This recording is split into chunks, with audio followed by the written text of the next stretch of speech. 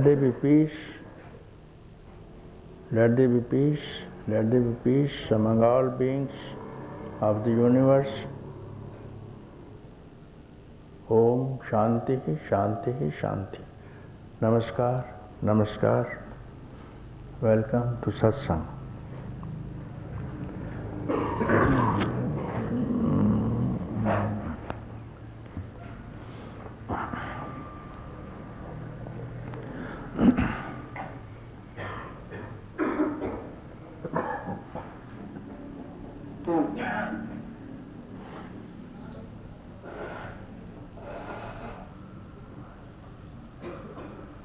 Who is this ghost afflicting all the humans?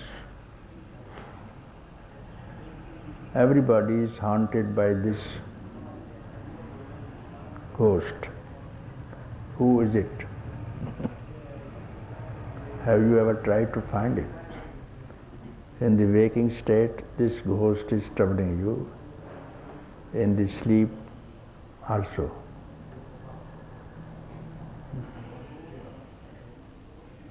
Imagine everyone is haunted by it.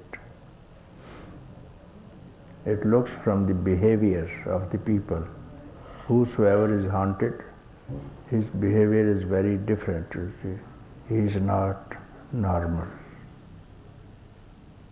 So in the waking state also, the man haunted by the ghost behaves, even in the sleep state, behaves in the similar manner, no difference, you see. So what is this ghost? What is this behavior? So let us find out. There was one man who found out who is this ghost, and he went to the deep forest for help to remove this ghost. And the ghost is in the waking state that creates different kind of behavior. And what is the behavior? First, subject-object, relationship between subject and object in the waking state, and same in when you sleep and you dream, the same behavior, there's no difference, you see. Everyone is bitten by this serpent. So this man goes to the forest. Long time he undergone very severe austerities, meditations. He found the whole forest was ablaze one day, and he questioned the fire. Who are you? And the fire said, I am consciousness.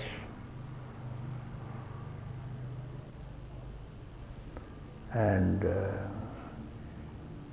he said, I am afflicted by ghost.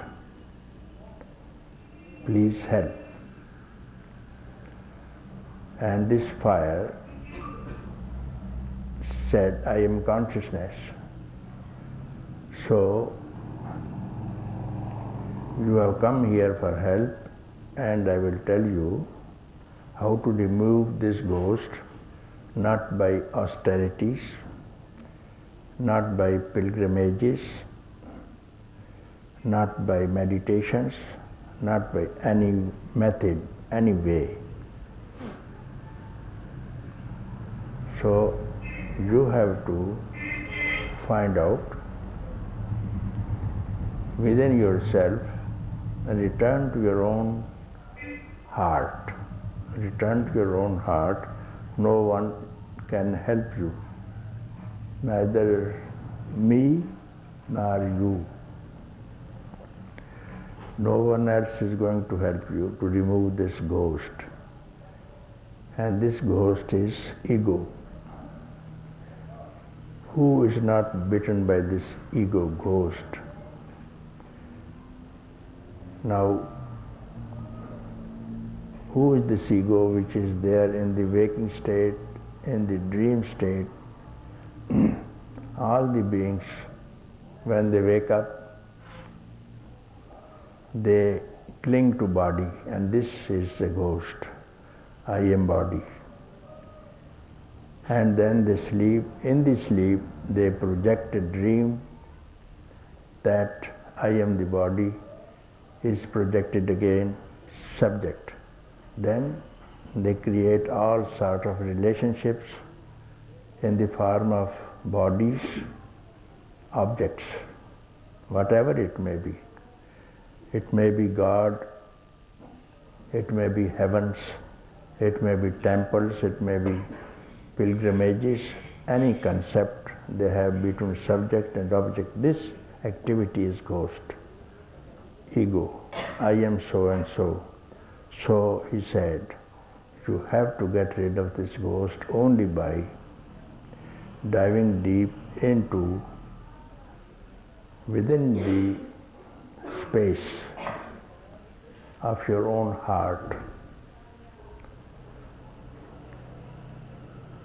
And not enough, because there also you will see subject and object relationship, because you are haunted by ghost and then you dived into your heart and I told you I am consciousness, and you have got to reject even this consciousness, you see. And in the emptiness of your heart, of the space in the heart,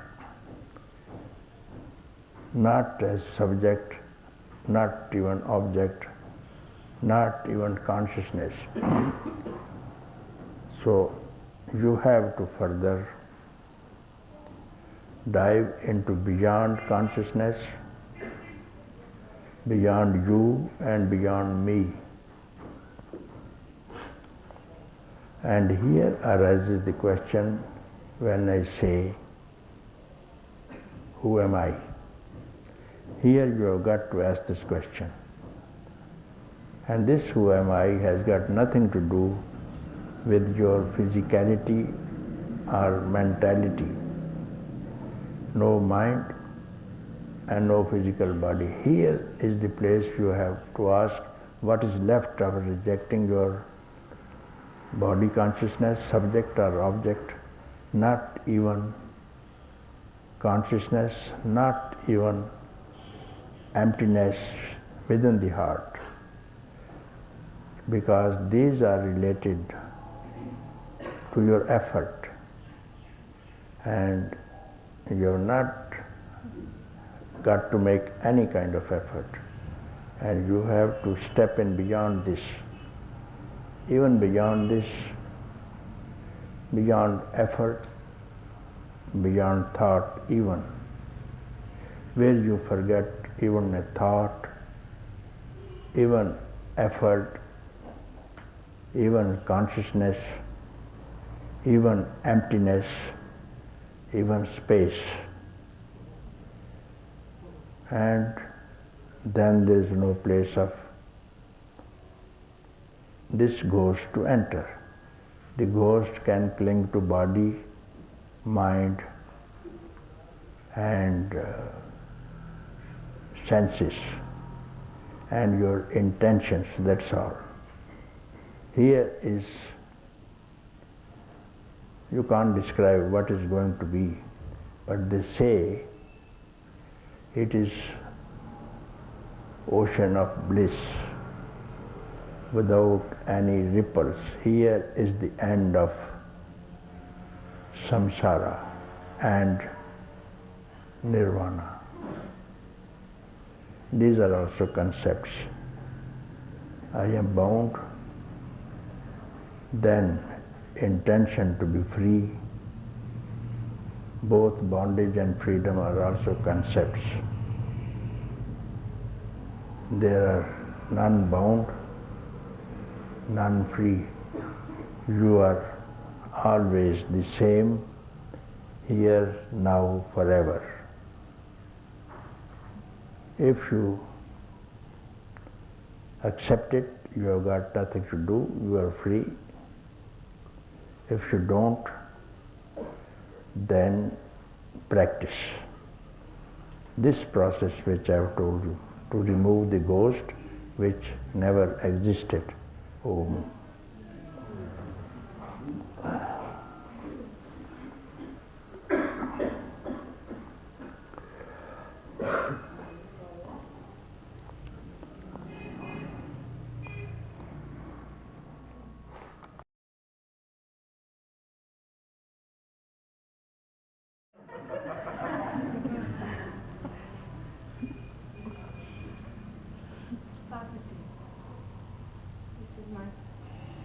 Yes.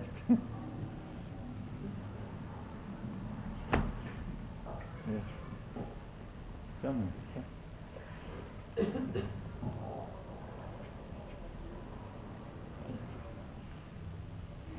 is my first time here. First time, very good.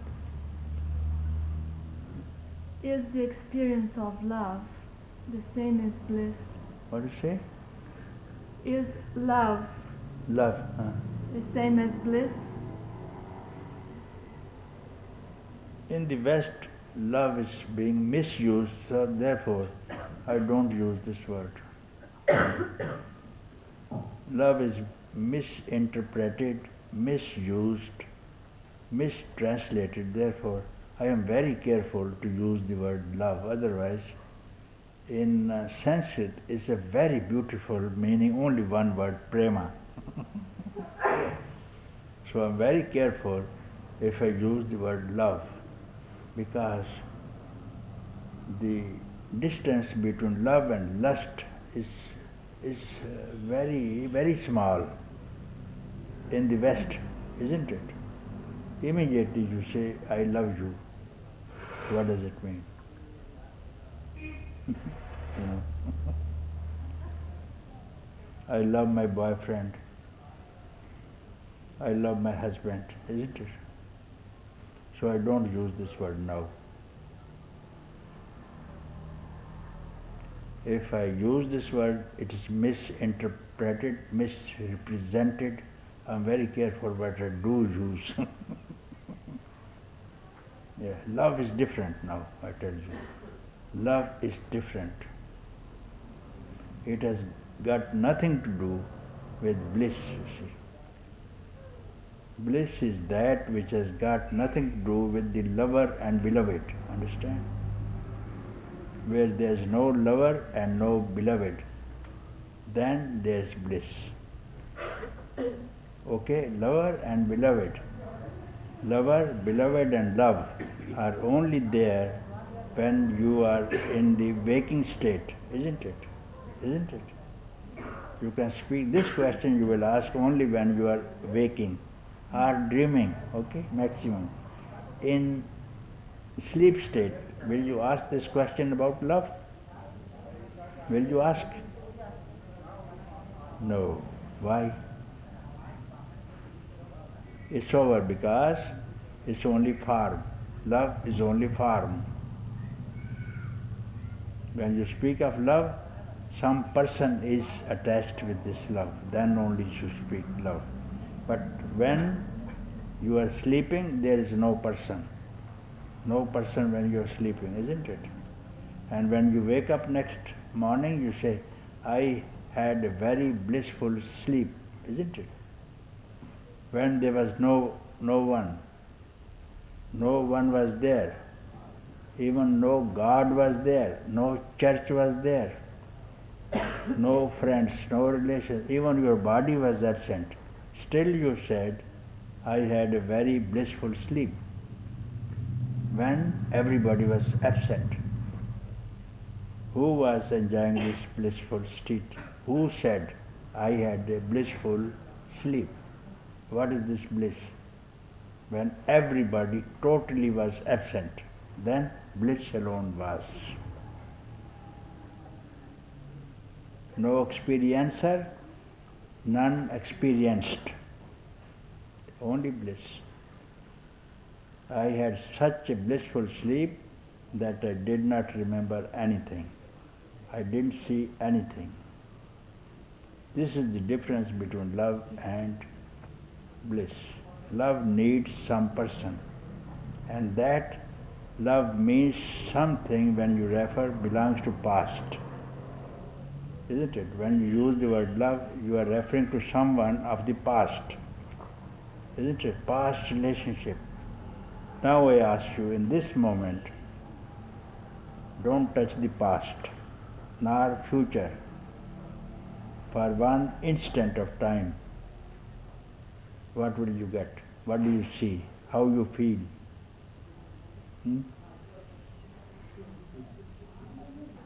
Don't touch the past for one single second. Last moment, next moment. Last second, next second. In between the two, what do you feel? Tell me. You laugh. Why? This is bliss, you know. Is it? This is bliss.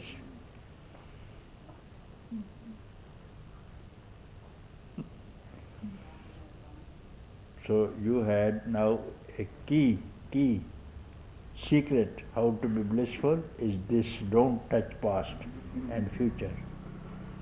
And if you touch the past, do you know it's a serpent? Past is a serpent, it will bite you. It will bite you someday. It will bite you someday and take you away. That's all. If you live in this moment, you become eternal. Body also is past, mind also is past. Don't touch it now, and there will be no departure for you. Who will take you away? Death takes away that who belongs to past, isn't it? Everybody who says this man is dead, and a dead man always past too, belongs to past, isn't it? When you say this man is dead, surely he is dead means he is not living, isn't it? So death will approach a man, he belongs to past only, then only is called he is dead. Death and past, same thing, isn't it? So when you do away, even death is not going to touch you if you live between past and future. Death will not touch you even, because you don't belong to time. Death takes away, eats away time. Timelessness, death has no control over. Do you know? Okay. Good luck.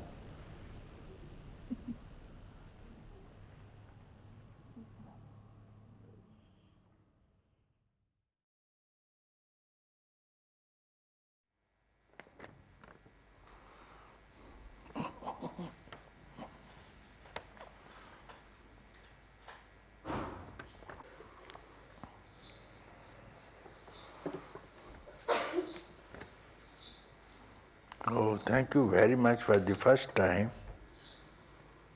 I listen, someone can find fault with the Supreme. For the first time I hear it. You are from which country? America. Huh? America. America, I see.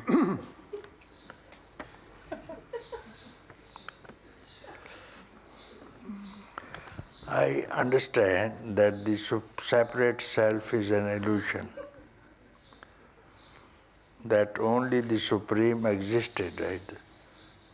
I see that this Supreme is capable of great evil.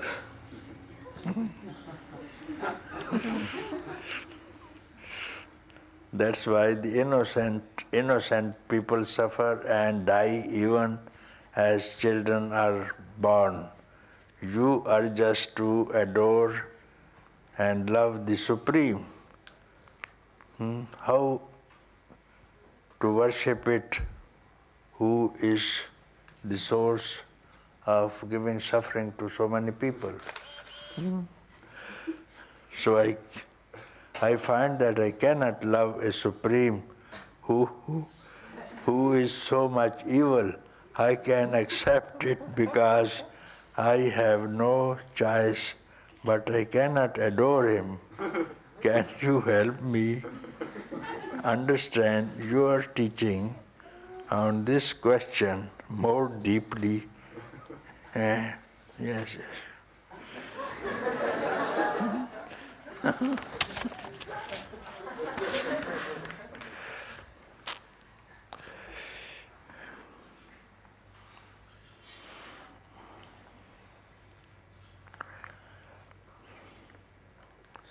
If you understand what is illusion,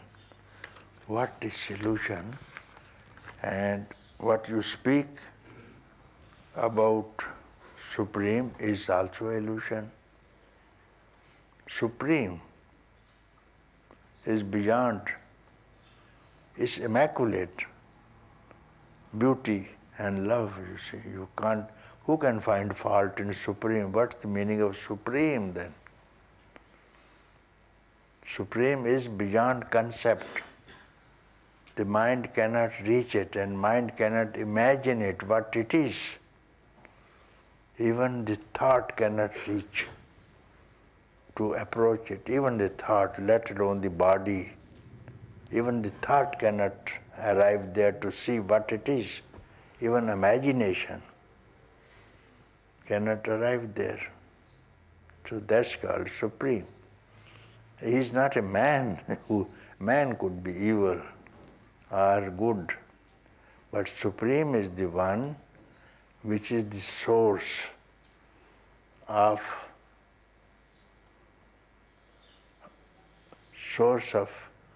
everything.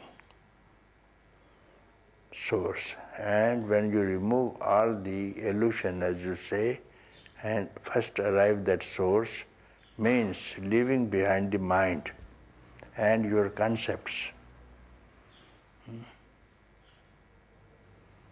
And then you will see the Supreme here and now.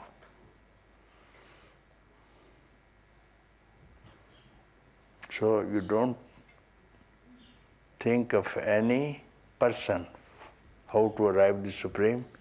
Don't think of any person that it is any person. That Supreme is any person or anything or any idea. So you remove this illusion and then go ahead and then speak about him and about you and to me, how it is. And this can be done immediately. When illusion goes, it doesn't take time. When you go on the road and you see a rope and you mistook it for a snake, and you can't carry on your journey, you are collecting stones, stick to beat him, kill him, fear arises. So someone from the other side came, what are you doing? Why you are collecting rocks? To kill this snake, because it can bite anyone in darkness. Now it's going to be night. Oh no, my dear friend, it's a snake. So listening to this authority, fear went away. His rocks dropped from the hand. Effort gone. He goes and treads the rope under his foot. Fear gone. And the snake never existed. This was only fear. Snake was not there at all. Because you had seen this snake before, so that you kept in your memory, that was biting you, because a rope also is like a snake. But this time it's a rope. Go, watch it. If you can't, then listen to the authority. It's a rope. It is the Supreme, faultless, immaculate, purity, beauty, love. And no one ever can see it It's not an object. And neither a subject. Nothing ever exists there. So why to blame unless you see it? You must have heard from someone. So experience it, go meet him and see. Undress yourself. That's how to meet. How this meeting will be arranged, undress yourself and be holy. You are going to meet holiness. Be very holy. Holiness means don't wear any thought. Go thoughtless shame. And then complain thoughtlessly about this thoughtlessness to me. I will be very happy. Okay.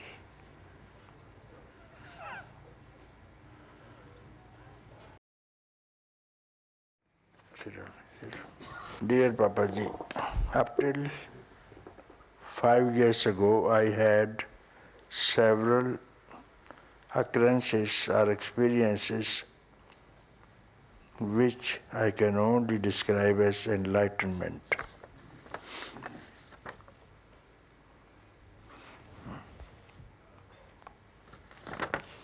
So, will you quote one of them which you called enlightenment experience? One of them. You had several. If you pick up one would have been enough. Why several? One experience of enlightenment would have been enough. Why another one was needed?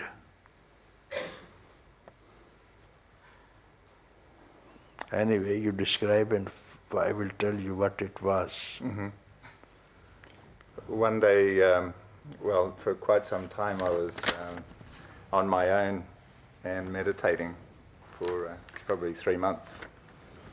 And one day I was looking at clouds and I'd just been reading something about nothingness. And then somebody said the word to me and everything seemed to stop. And I just started laughing and laughing and laughing, and everything seemed completely hysterical. And I felt like nothing mattered anymore, that I just felt that I'd returned home. And I was like that for quite some time. And then I lost that space. I see. And that's happened several times. Yeah, right. Yeah. It's quite enough. I know what the trouble was. Had you met a teacher at that time, this would have been the final experience, you see. Final experience. In everyday life, this experience happen and we ignore it because we don't take it to proper place to have it a touch and see what carrot does this stone belong to. Otherwise, they can be thrown away. You see. And you must, unless it tested, verified by a teacher, you can misuse it and even throw it away. There was one man, a very poor man, he used to do very menial job, very small job, to load the bricks, you see, the bricks for construction of the houses from the brick kilns, what they call, where the bricks are manufactured, to the work site on the donkey loads. That's what they have been doing and still doing in the villages, not by trucks. And the donkeys were, so while digging the earth, this man in the sand, in the river, he found one shining stone. But he is yet going to that spot to bring the bricks. And he may be earning about, say 10 rupees a day, means 50 cents a day. That was the wages. Maybe still these wages in the villages, 10 cents per day, enough for a man. And the cost of donkey may be 50 cents now also. And so it was looking very nice. He tied this stone and put it around the neck of the donkey. My donkey will look nice, that's all. So this, like this thing, he was carrying on for years. Once a diamond merchant was passing through and he looked at the stone and he recognized at the donkey stone. He says, it's a good stone, it's a diamond. So why not? This man must be foolish man. I must buy it. So he says, how much? How much do you want? Like this thing, how much? He said, I want $5. So this man thought he wants to purchase my donkey. So he said, $5. He paid $5 to him, and then he removed only the thread, rope, or which this thing was holding, and he's walking away. And then he says, sir, what about the donkey? And then he thinks he is a very foolish man. He has removed the stone and walking away and leaving the donkey. And he was also happy. He is a stupid man. Walking away with the stone, paying the money for the donkey. Even then this man had a pity on him and paid him about $100. Stupid man. This was a precious stone, and you could very well live throughout your life. You would not have done this menial work, carrying load on the donkey backs, waking up in the morning, working till night, and sweating.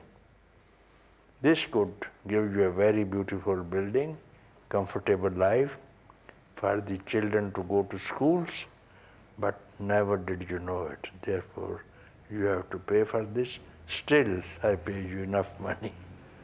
So this is the thing. Many people get this experience every day, every time, every minute, every second. They have this experience. What did you miss was, you enjoyed, you laughed. You attributed it to some passage in the book, isn't it? What else was it? You tell me first, and I will tell you what did you miss.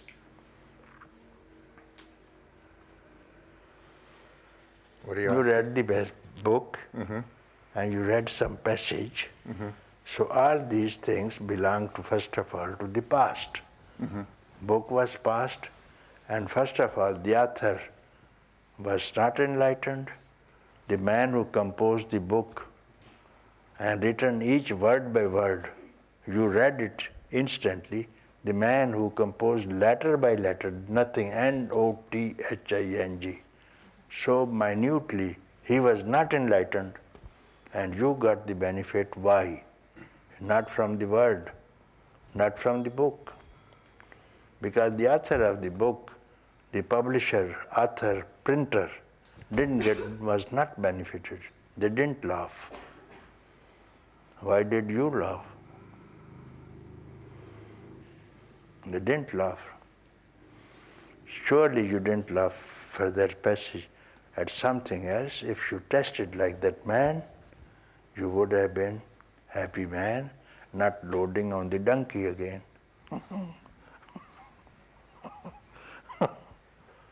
Yeah. Now what happened?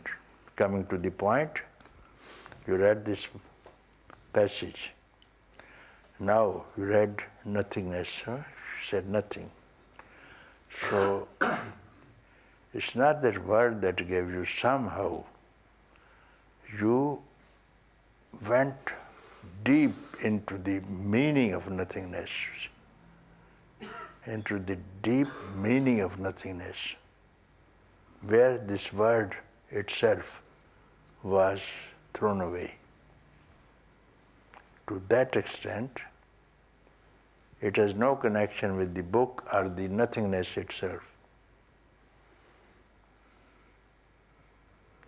That has given happiness, and if you were told because your mind was empty at that time, empty of past, present and future, empty of reading anything, empty of any word itself, you see. So nobody could tell you. Whenever you are happy, it is emptiness.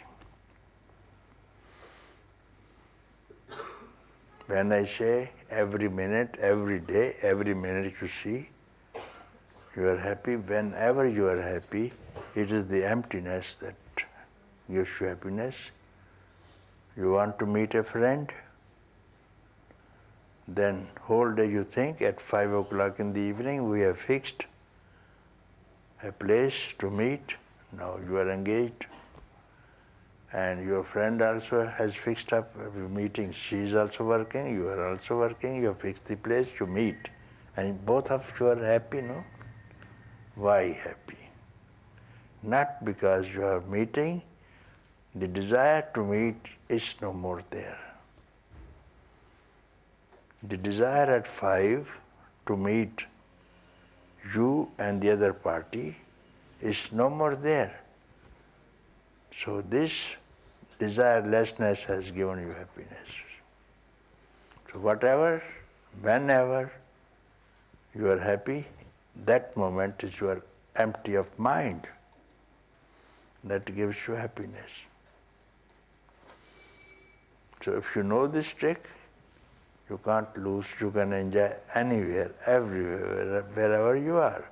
If you attribute to something, then it will be very not abiding, you see. Then what else to write?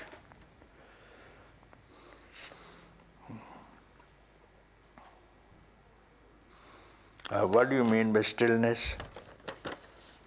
I had complete stillness. It was like I could hear every sound, and I was the center, and everything was coming in, and there was nothing that I wasn't perceiving.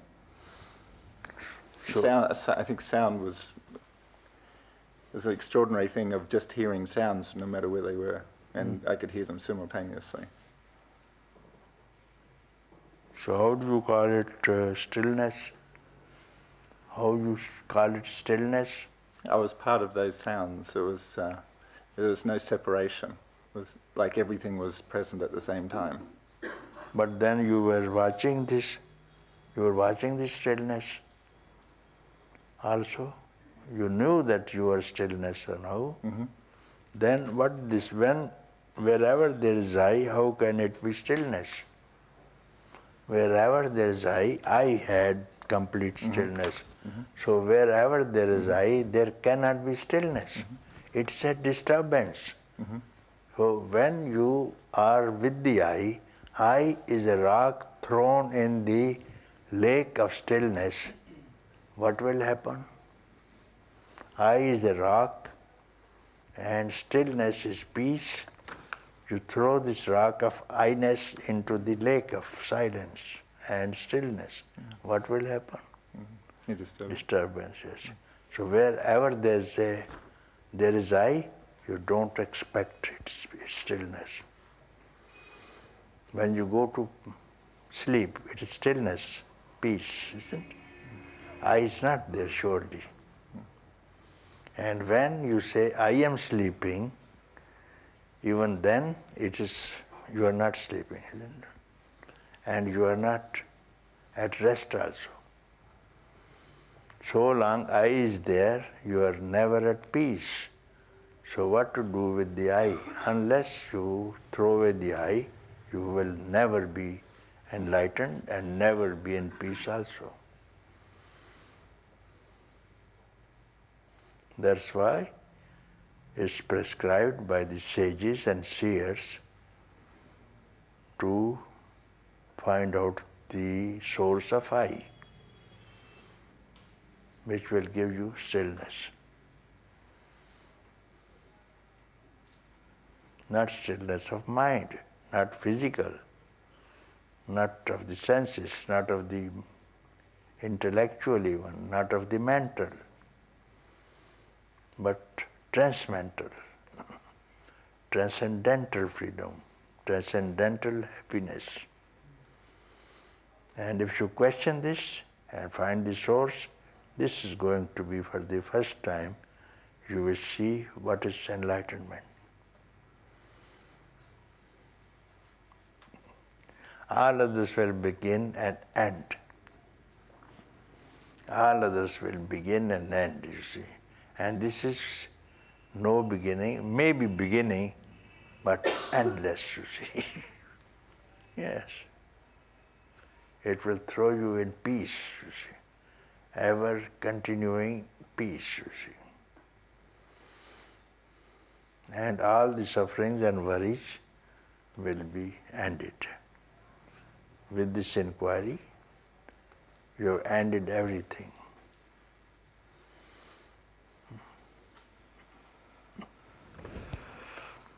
Since 88, I have returned to the swamp.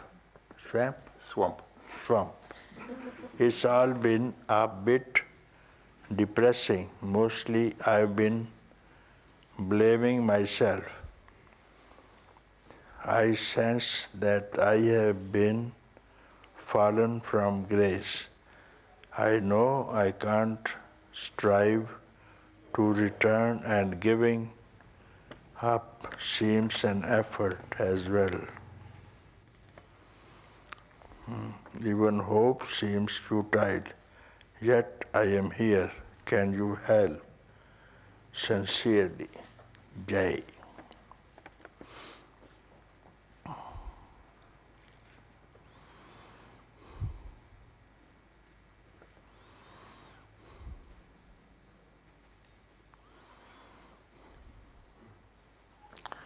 So there's no, you need not have to use any effort. You need not use to have any effort and even of any thinking. Don't think and don't make any effort. That's all what you have to do.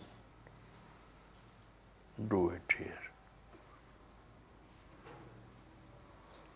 And then you will find something very fresh and very new for the first time.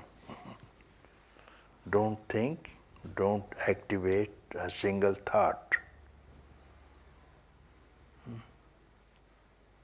Whenever some thought comes, follow it. From where does it come? Write down, and tomorrow you bring an answer for this thing. Anyway, you are doing some work that has brought you here. I am very happy. Some background, good background. That's why you are here. But here you are not going to get any method to do, but to forget what all you have been doing, what all you have read, what all you have been taught. Forget about. Don't carry any load. Be free, throw away everything. And keep quiet, that's all. I will give you rest, no. Sounds good.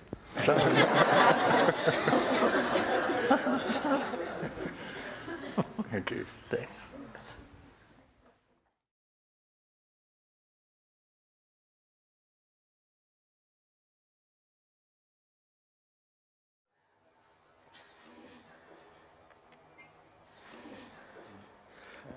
I am still wonder if you are enlightened or not.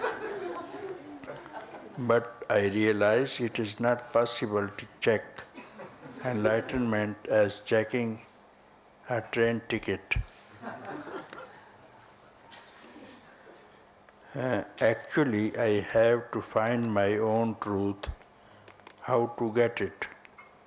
To become difficult, it becomes difficult for me to hear anybody I heard too much, but now I am ready to listen to you. Thank you. Jivan, yes, what? You've seen? Enlightened person, you have seen now.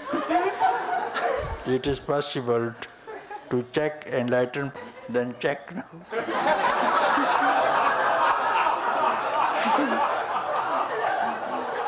Check me.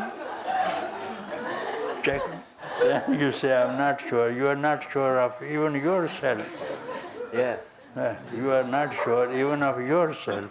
sure. Then how you can check? The question is, are you pig or an horse? You are not sure. You are saying you are not sure. I am not sure. I'm not asking a question of I about you. Are you a pig or an horse? So you have to tell me one of these.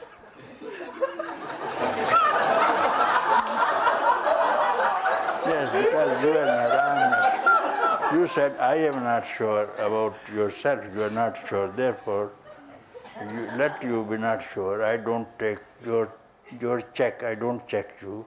But are you horse or a pig? You tell me. Me? Yeah, yes. No horse, no pig. Huh? No, I'm not horse, I'm not Then pig. you are sure. You said I am not sure. No, but I'm sure I'm not a pig, I'm not a horse.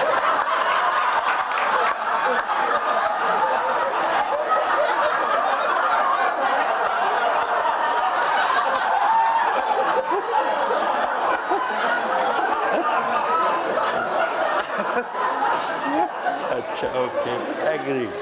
You are not a pig and not a horse. Are you a girl or a boy? A boy. Boy.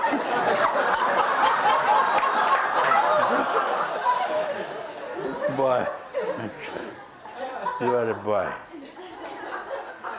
And you said, I'm not sure. How you are sure you are a boy? You said before, I'm not sure. How you are sure? I see you are a girl. You said, I'm not sure before. And now, are you sure you are a boy? Yeah. Huh? Yes. How to believe? Then you said, I'm not sure. Before you said, I am not sure. Then I said, are you pig or a horse?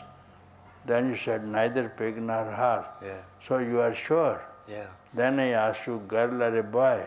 You said boy, but also you say, I'm not sure you are a boy. Then No. who are you? No, I'm sure. You are again now say you are sure. Who is sure? It's just physical. Huh? It's physical. Huh? Physical. Physical. Yeah. Your surety is physical, no? Your surety is physical surety, no? Your surety depends upon physical surety, that means, no? So you have to be sure when your hand is in the pants, that's all.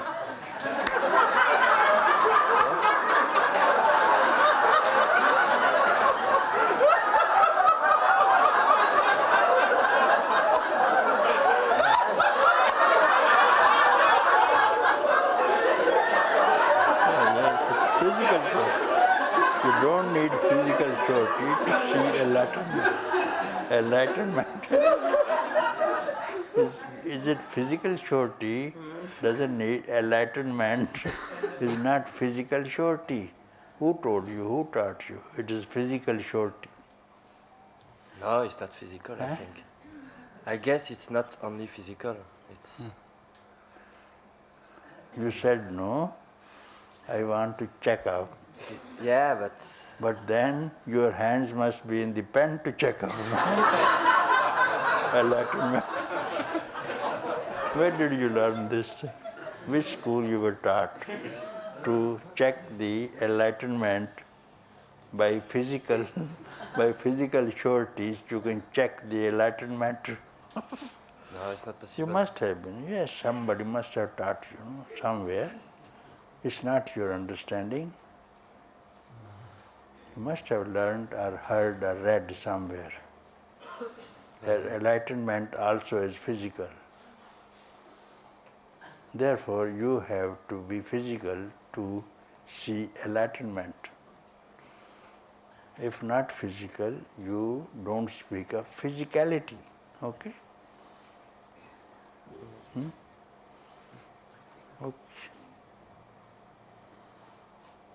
And now you say, I am not physical, then you can check.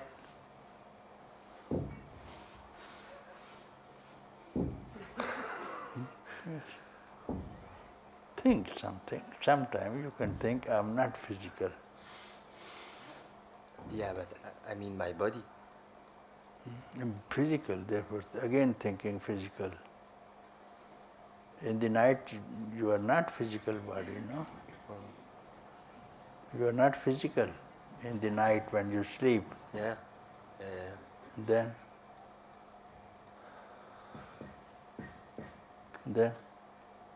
what do you check? Nothing. When you sleep, Yeah.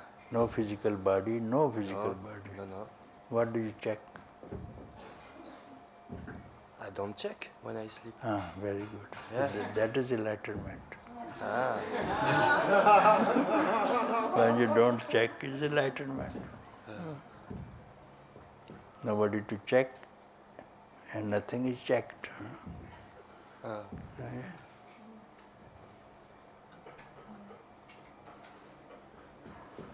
Yes.